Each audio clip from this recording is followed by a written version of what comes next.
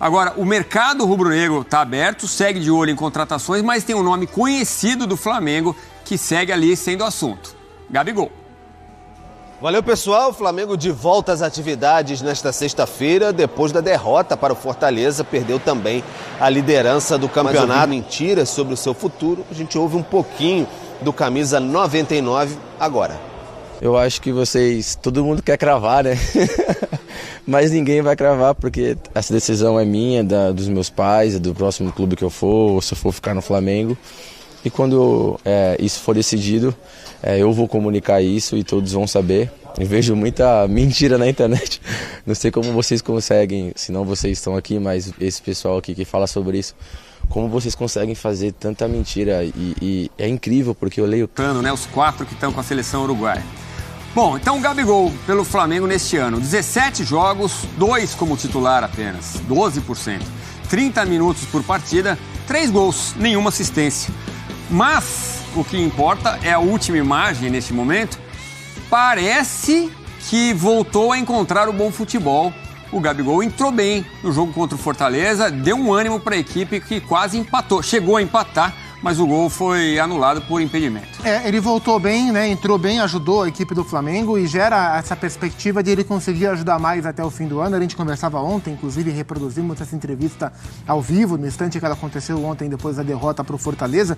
E eu faço uma relação, a racionalidade, a maturidade que ele tratou o tema ontem, com uma leveza que eu acredito que ele vai ter daqui até o fim do ano, pelas coisas estarem ficando cada vez mais resolvidas, né? Porque antes, além de estar mal tecnicamente, era uma polêmica em cima da outra. Era polêmica de doping, era polêmica de volta de doping, era polêmica de camisa que ele vestia, era polêmica de proposta. Será que vai aceitar? Será que não vai aceitar? Como é que vai ser? Briga por espaço. Agora a situação está mais clara, né? O Gabriel falou abertamente. Embora ele coloque o Flamengo na conversa, ele decidiu ficar até dezembro. Ele falou sobre próximo clube. Então, de agora em diante, a tendência é que em breve, no curto prazo, ele defina o seu futuro, defina o seu próximo clube, assine o seu pré-contrato com o Palmeiras ou com algum outro interessado. A gente imagina que a tendência seja um caminho natural para o Palmeiras. E a partir daí, ele vai viver uma turnê de despedida, sabe? E se dedica a jogar futebol pelo Flamengo, com quem ele tem contrato, tem que cumprir esse contrato. Uma linda história,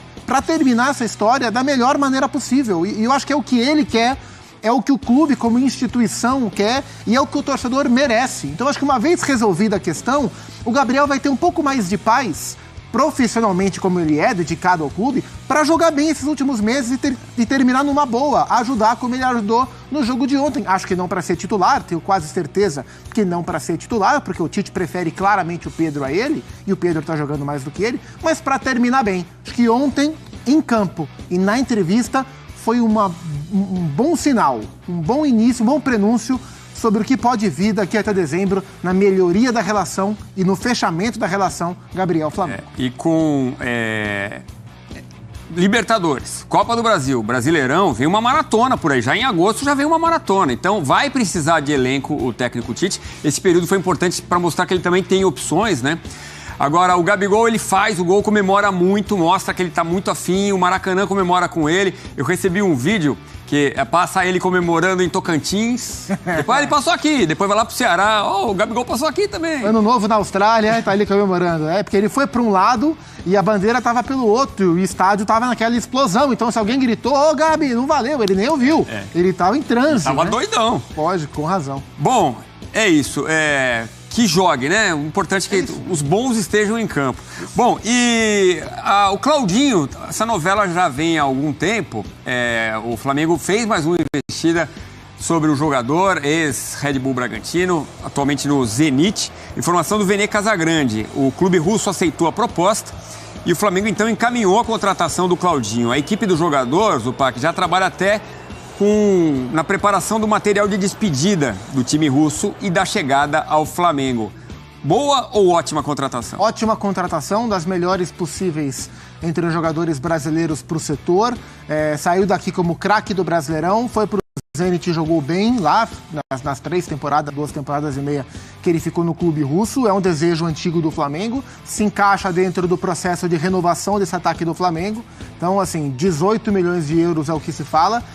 Poucos times quase nenhum time tem a tranquilidade, o caixa, para bancar 18 mil euros e tirar um cara do futebol russo. O Flamengo pode, o Claudinho vale. Se bater martelo, vai ser uma ótima contratação. Quem sai do time titular pro Claudinho entrar? Não precisa sair necessariamente. Talvez o Claudinho chegue para brigar por espaço.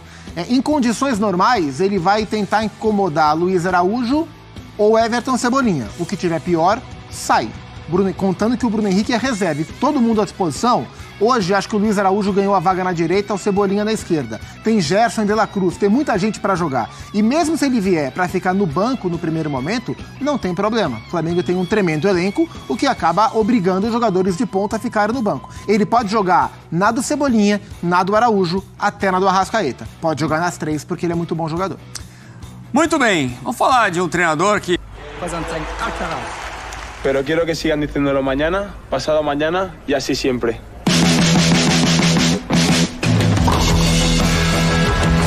Por eso tengo que mirar hacia adelante y seguir en movimiento. Estrategia, actitud y concentración para hacer algo sorprendente. Piensa en eso cuando elijas tu banco. Itaú Personalité, siempre en movimiento. Que é isso, senhoras e senhores?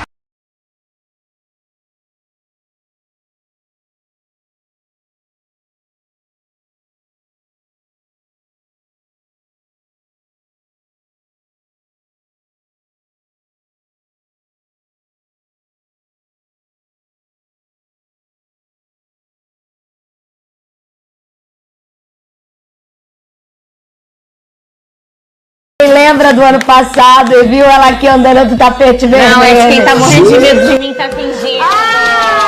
Não, toma! Pelo contrário. Posso dar a minha versão agora? Já que vocês estão tentando fazer uma leitura do Vene Casagrande nessa sexta. Nossa. Ninguém vai me abalar hoje, Vene. Não, Tá aqui embora, tá? Tá boa, tô tranquilão. Começando com pressão rubro-negra.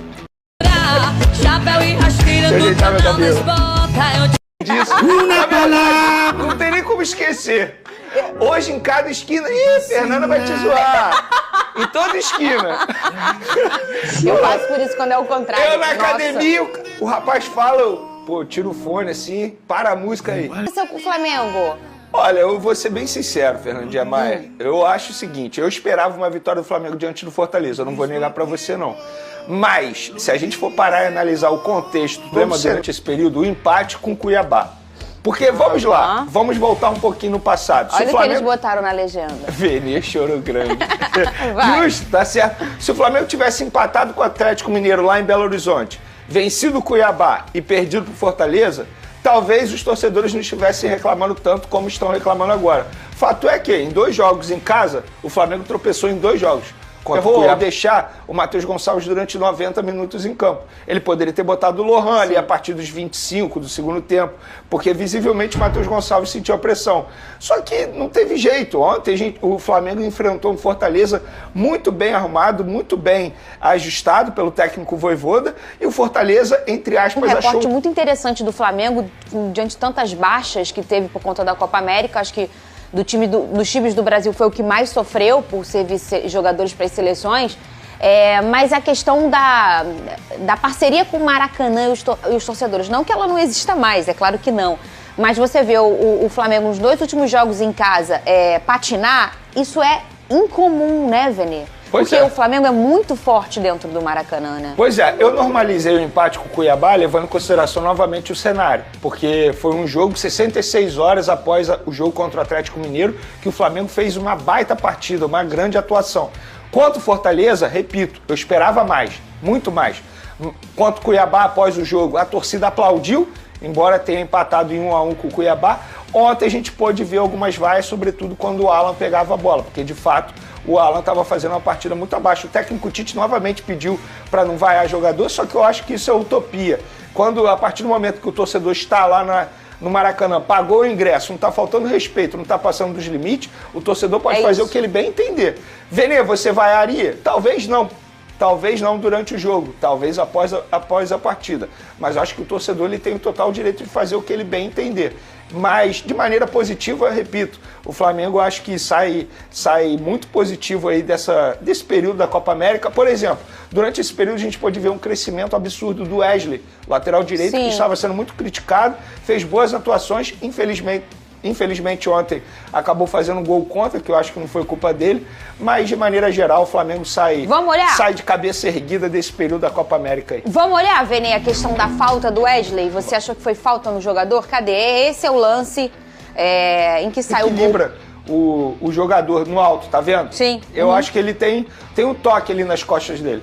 E sobre esse pênalti, eu acho que não foi pênalti. Eu também. Eu vou ser sincero. Porém, no ano passado, a gente pôde ver contra o Cuiabá, o Flamengo sofrendo um pênalti contra ele, igualzinho, num lance extremamente parecido. Então, querendo ou não, a arbitragem acabou sendo coerente em relação a isso, porque tem dado pênalti assim, mas se você perguntar, os dois foram? Na minha opinião, não. Nem ano passado contra o Flamengo e nem esse ano a favor do Flamengo. Olha aqui, ó, o Gabigol fez gol, comemorou muito, mas esse gol foi anulado pela arbitragem. O atacante voltou, falou com a imprensa depois no jogo que a gente chama de zona mista e a gente vai ver o que o Gabigol falou. Forte, e a gente pode perceber aí que, de fato, o Flamengo e Gabigol estão vivendo os últimos meses desse relacionamento. O próprio jogador já falou sobre isso, que em dezembro ele vai embora. Acho que agora ele tem que cumprir o contrato dele, o Flamengo está certo em colocá-lo para jogar. Querendo ou não, o jogador está recebendo salário em dia, querendo ou não, o Flamengo está dando todo o suporte, toda a estrutura, como qualquer outro atleta. Então ele tem que cumprir o contrato dele. Acho que agora ele vai querer dar a vida, porque a verdade é o seguinte: quanto mais ele se destacar, mais ele vai se valorizar e mais ele vai conseguir na parte financeira com o clube que ele vai negociar para poder assinar um pré-contrato. Ele entrou bem ontem, né? Eu achei que ele entrou bem ontem. Foi a melhor partida dele na temporada. Ele tem uma minutagem baixa, né?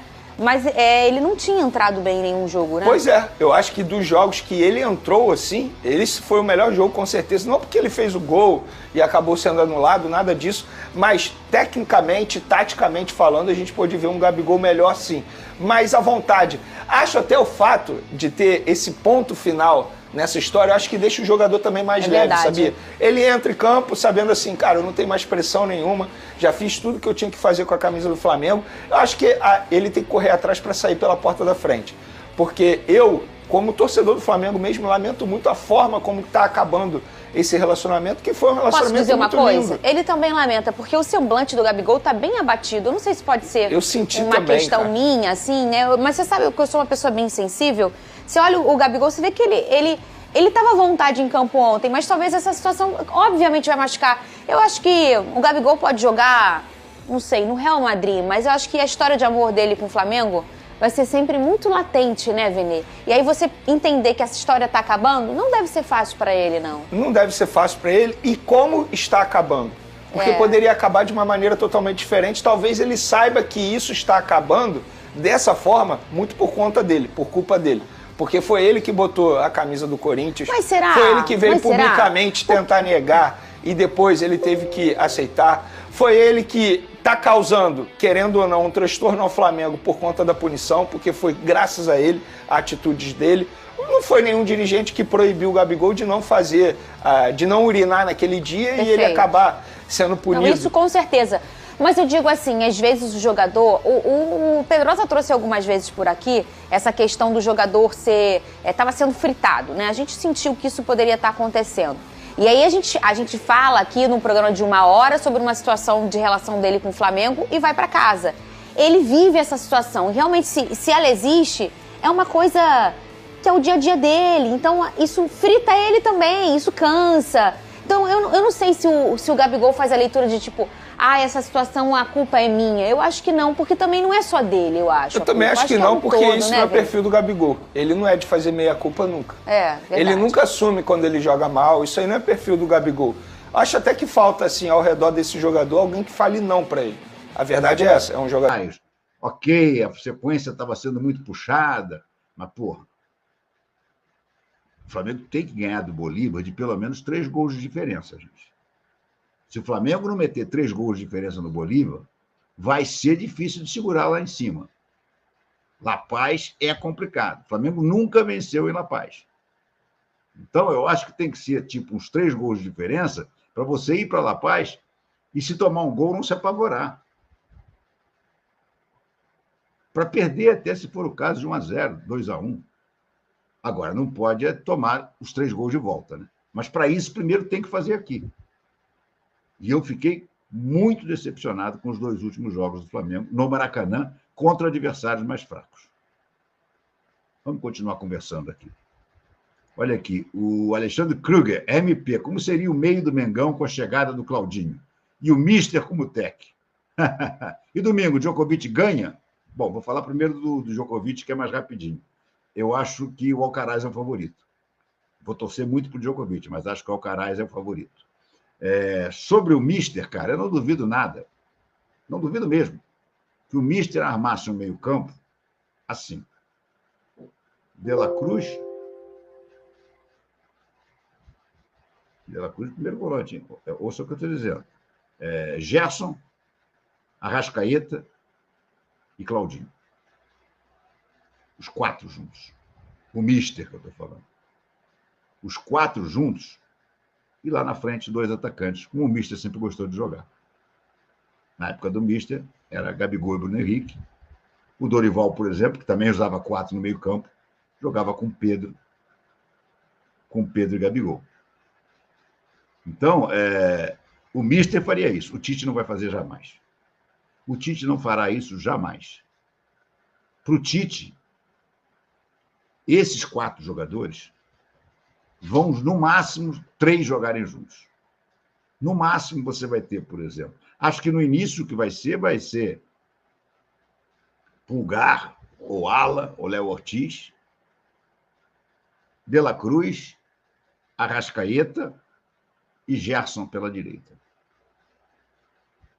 Torço para que ele faça pelo menos isso. Ou seja, ele tenha 4 no meio-campo, ainda que não seja volante. Que qualquer um dos 3, Pulgar, Ala ou Léo Ortiz, para mim teria que ser o Léo Ortiz. Porque o Pulgar está mal e o Alan não me convence. Gente, o Alan não teve ainda nenhuma atuação que justificasse os 48 milhões de reais que o Flamengo pagou por ele. Nenhuma. Jogou melhorzinho tal jogo. Jogar melhorzinho não vale 48 milhões, amigo. 48 milhões é para ser titular e peça importante do time.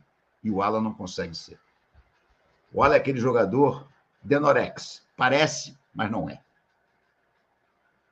Viúva porcina. Aquela que foi sem nunca ter sido. Não me convence o Alan. Mas então, voltando à tua pergunta, Alexandre, não acredito. O Mister, eu acho que botaria os 4 juntos. O Tite, eu não acredito. O Tite, eu acho que vai jogar com 3 desses 4 juntos, sendo que um dos 3 pelo lado direito. Porque os 2 que vão fazer o meio-campo serão De Arrascaeta e De La Cruz, e o Pulgar, ou o Léo Ortiz, ou o Alan de volante. Não consigo ver o Tite fazendo uma coisa diferente. Não consigo ver o Tite, por exemplo, usando o Claudinho como segundo atacante. Posição em que o Claudinho já jogou. Se ele botar o Claudinho de segundo atacante, ele vai tirar o Gerson do time. Pode ter certeza, ele vai tirar o Gerson do time. Enfim, não adianta também a gente ficar elocubrando aqui se o cara ainda nem chegou, né? Vamos esperar um pouco. Antônio Carlos Amit, o meu medo é ele ter esses 10 dias para... Pois é, cara, eu também tenho esse medo. O Tite é daqueles treinadores que quanto mais tempo tem para treinar, piora o time. Piora porque ele aí volta às ideias originais dele. Aí ele volta a querer fazer o 4-3-3 com pontinhas posicional. Ele mesmo já disse em entrevista coletiva que o Gerson rende mais pela direita.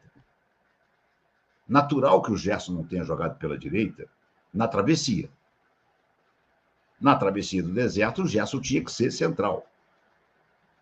O Flamengo não tinha outro jogador com capacidade de armação, de criação, e o Gerson estava jogando muito bem. Agora, quando voltar De La Cruz e Arrascaeta, eu espero que ele mantenha a posição de que o Gerson é melhor pela direita e ele tire o Luiz Araújo do time. Joga com o Gerson de falso ponta, porque o Gerson não é para ficar atarrachado numa linha, e com o Pedro e Cebolinha. Cebolinha voltou a treinar com bola. É bem provável que o Cebolinha possa estar disponível para o jogo contra o Criciúma. O Bruno Henrique ainda não. O Bruno Henrique ainda continua fazendo tratamento. Mas o Antônio Carlos está coberto de razão. O Antônio Carlos está coberto de razão. O que é link 16, Antônio Carlos? Paulo Ramos, boa noite, mestre. O Dranes acabou ontem e só sobrou a dor de cabeça.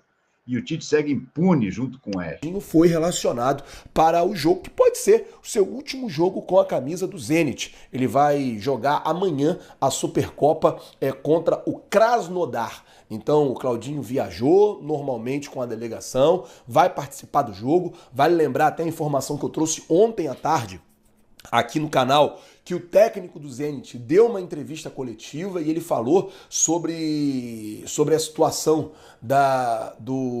ele falou sobre a situação específica do Claudinho, que o Claudinho estava cansado, estava até meio sobrecarregado e que estava querendo sair. Só que precisava ser bom tanto para o Zenit como também para o jogador. O Flamengo está próximo de contratar o atleta. Esse deve ser aí o último ou um dos últimos jogos do Claudinho com a camisa do Zenit. Bom, mudando de assunto, vou falar de problema que acabou, né, mano? Porque eu não aguentava mais ver essa ponta esquerda do Flamengo improvisada.